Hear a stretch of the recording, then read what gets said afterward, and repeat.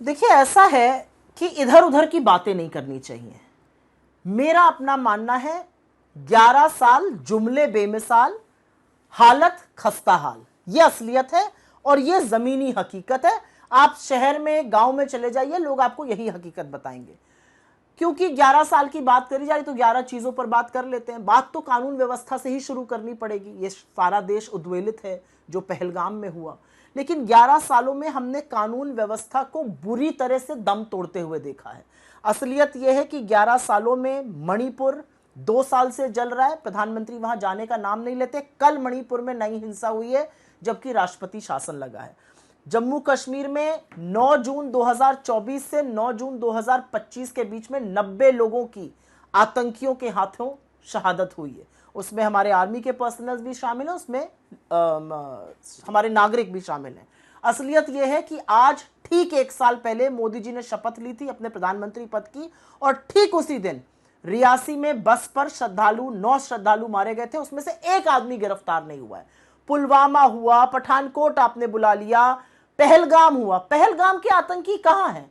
क्या वो हिंदुस्तान की सरहद में अगर है तो उनको हम गिरफ्तार क्यों नहीं कर पा रहे, या वो पाकिस्तान चले गए? और अगर वो पाकिस्तान चले गए तो हमने सीज फायर कैसे कर लिया?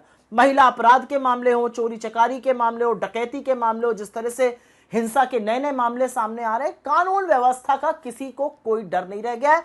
पूरी तरह से विफल है सरकार कानून व्यवस्था पर। यह मैं पहली बात कहना चाहती हूं, डींगे जितनी हाँक लें। दूसरी बात अर्थव्यवस्था पर करनी पड़ेगी। असलियत यह है, यह सरकार का आंकड़ा, यह मेरा आंकड़ा नहीं है, आर्थिक तंगी के चलते रोज 19 लोग आत्महत्या कर रहे हैं। इसका जिम्मेदार कौन है?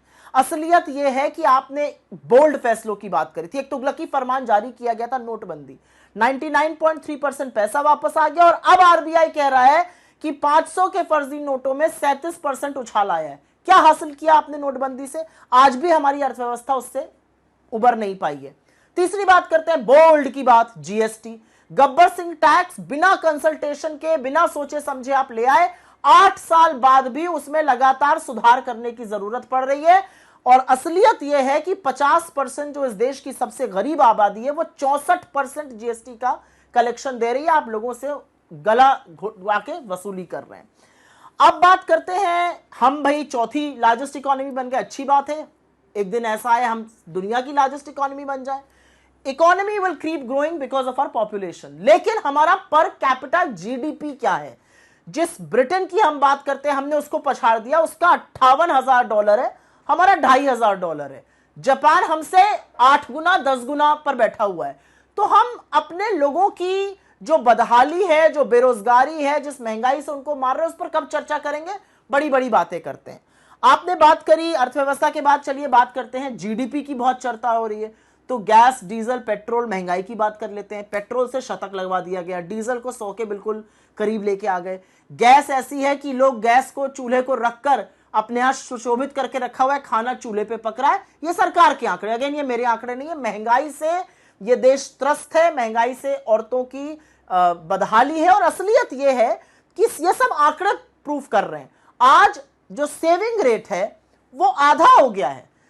डोमेस्टिक सेविंग करीब 11.5 लाख करोड़ होती थी, वो 6.5 लाख करोड़ पर आ गई है। आज जो लोग अपना सोना गिरवी रखकर घर चलाने को मजबूर हैं, उनकी संख्या में 71% बढ़त हो रही है। कोई क्यों अपना सोना गिरवी लेके घर चलाएगा? क्योंकि उसके पास आज की तारीख में इतनी आमदनी नहीं है और महंगाई बढ़ती जा रही है। बड़ी बड़ी बातें हो रही हैं। तो चलिए कोविड की बात करते हैं। इस देश में इतनी बड़ी महामारी आई, विश्व में महामारी आई, इस देश ने लोगों को बिना ऑक्सीजन के तड़पते हुए और तड़प तड़प कर मरते हुए और गंगा में तैरती लाशें देखी हैं। इस देश ने वो तुगलकी फरमान देखा है जहां पर बोल दिया गया आज से लॉकडाउन हो जाएगा, और हजारों लाखों मजदूर चिलचिलाती हुई धूप में पैरों में छाले फपोले लिए अपने घर पैदल चलने को मजबूर हुए। और सरकार ने झूठ बोला सुप्रीम कोर्ट में कि एक आदमी भी सड़क पे नहीं है। ये असलियत है। बात बिना किसान के किए तो हिंदुस्तान में पूरी नहीं हो सकती। 750 किसान अपनी मांग करते हुए आपकी नाक के नीचे शहीद हुए। एक पूर्व गवर्नर का कहना है, और मुझे नहीं लगता वो झूठ बोलेगा, झूठ बोलते तो आप उसका सच बताइए, कि आपने कहा वो मेरे लिए थोड़ी मरे। उसके बाद भी ना आपने उनको एमएसपी दी, अभी तक कानूनी एमएसपी की घोषणा नहीं हुई है, और फसल बीमा से आप अपने दोस्तों को फायदा पहुंचाया, किसान को कुछ नहीं मिला। आज भी किसान अपनी फसल का उचित दाम मांग रहा है। आपने पिछले 11 सालों में चुनी हुई सरकारें लगातार गिराने का, लोकतंत्र का दम तोड़ने का, एक निष्पक्ष जो मीडिया था उसको गोदी बनाने का लगातार काम किया है। पिछले 11 सालों में हमने बड़े बड़े जुमले सुने, 100 स्मार्ट सिटी आने वाली है, फला होने वाला है। वो सारे प्रोजेक्ट धीरे धीरे दम तोड़ते गए, उनको धीमे धीमे फाइलों में बंद करके रख दिया गया। ये सारे प्रोजेक्ट अब बंद हो चुके हैं। असलियत यह है कि पिछले 11 सालों में एससी, एसटी, ओबीसी के खिलाफ लगातार अपराध के मामले बढ़े हैं। असलियत यह है कि पिछले 11 सालों में आप इस देश को इस कगार पर ले आए हैं कि इतनी नफरत फैलाई है कि सारे देश को आपने खुदाई में लगा दिया है। आप 400 साल पहले की और 40 साल आगे की बात करते हैं, आप आज की बात नहीं करते हैं। एक ही चीज है जो इस देश की असलियत बयां करती है, और वो है कि इतने सारे दावों के बाद आपको 80 करोड़ लोगों को फ्री का राशन देना पड़ रहा है। अगर नहीं दीजिएगा तो ये लोग भुखमरी से मर जाएंगे। ये असलियत है देश की। बाकी आप कितना ढोल बाजे ताशे नगाड़े से अपने 11 साल मनाते रहिए।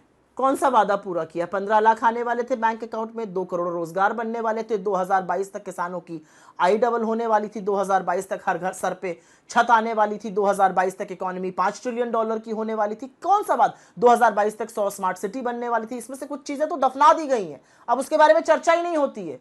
अरे इतने बड़े बड़े काम किए तो बताइए ना असलियत, आंकड़े तो नहीं झुठलाएंगे। आपने बड़े काम किया, आप बताइए। मैं ऑपरेशन सिंदूर में सेना के शौर्य और पराक्रम के आगे मेरा सिर नतमस्तक है। मुझे लगता है हमारी भारतीय सेना से ज्यादा शूरवीर और डिसिप्लिन दूसरे कोई आर्म्ड फोर्सेस नहीं है। लेकिन ऑपरेशन सिंदूर के बाद सरकार ने क्या किया?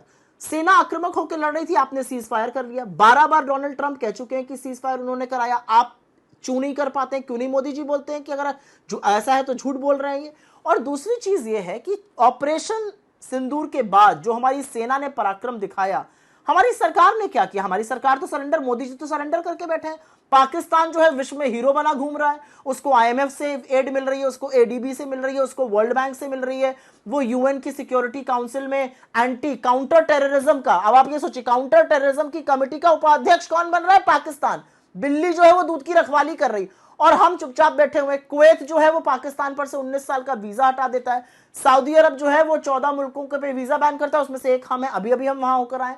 तो मुझे ऐसा लगता है कि जिस कदर फॉरेन पॉलिसी का फेलियर इस सरकार के नाक के नीचे हुआ है, क्योंकि फॉरेन पॉलिसी का लक्ष्य राष्ट्रहित होना चाहिए। हमारी बात दुनिया में सबसे ऊपर कैसे हो, फॉरेन पॉलिसी का सारा एम, सारा लक्ष्य एक आदमी की छवि चपकाना है, इसलिए ऐसा हो रहा है।